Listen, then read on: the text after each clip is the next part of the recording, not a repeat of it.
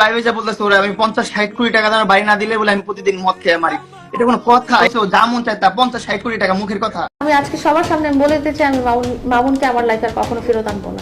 আমি ওকে আমার লাইফে যাব না এবং আমার লাইফে ওর কোনো এন্ট্রি হবে না, কোথাও আসবে না আমার লাইফে। হ্যালো ভিউয়ার্স, এবার টিকটকার প্রিন্স মামুনের বিরুদ্ধে গ্রেপ্তারি পরোয়ানা জারি করলেন আদালত। হঠাৎ করে কেনই বা গ্রেপ্তারি পরোয়ানা জারি করলেন আদালত, এ বিষয়ে জানতে পুরো ভিডিওটাই না টেনে দেখুন। মামুনের গ্রেপ্তারি পরোয়ানা জারির একটি কপি সোশ্যাল মিডিয়াতে এসেছে, যেখানে পলাতক আসামি বিবেচনায় মামুনের বিরুদ্ধে গ্রেপ্তারি পরোয়ানার জারি উল্লেখ রয়েছে। বিষয়টি নিশ্চিত করেছেন প্রিন্স মামুন নিজেও।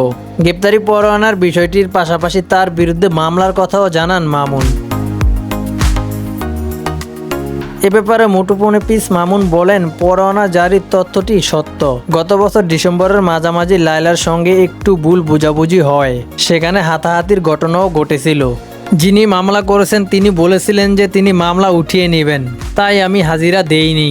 মামলায় হাজিরা না দেওয়ার কারণেই মূলত আমার বিরুদ্ধে গ্রেপ্তারি পরোয়ানা জারি করা হয়েছে। এদিকে মামুনের বক্তব্যের প্রেক্ষিতে লায়লার সঙ্গে মুঠোফোনে যোগাযোগ করা হলে তিনি বলেন, কোন মামলায় গ্রেপ্তারি পরোয়ানা জারি করা হয়েছে সে ব্যাপারে আমি কিছুই জানি না, এ ব্যাপারে আমার কোনো মন্তব্য নাই।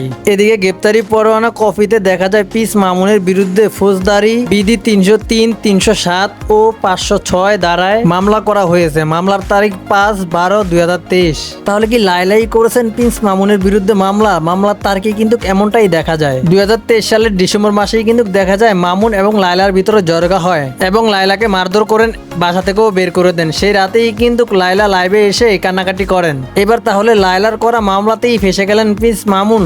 মামুন বলেন, ও বলেছিল যে মামলাটা তুলে নেবে, সে কারণেই কিন্তু আমি হাজিরা দিতে যাই নাই। হাজিরা না দেওয়ায় কিন্তু গ্রেপ্তারি পরোয়ানা জারি হয়েছে কোর্ট থেকে আমার বিরুদ্ধে। আমি যদি জানতাম মামলাটা চলমান অবস্থায় রয়েছে তাহলে আমি সঠিক সময়ে গিয়ে কিন্তু হাজিরা দিয়ে আসতাম। কিছুদিন আগেও দেখা গিয়েছে মামুনের শোরুম উদ্বোধনেই কিন্তু মামুনের পাশে রয়েছে লায়লা। এখন কে কাকে কখন যে ছাড়ে এটাই বলা মুশকিল। তো যাই হোক ভিউয়ার্স, লায়লা এবং মামুনকে নিয়ে আপনাদের কোনো মন্তব্য থাকলে অবশ্যই কমেন্ট বক্সে কমেন্ট করে জানিয়ে দিতে পারেন।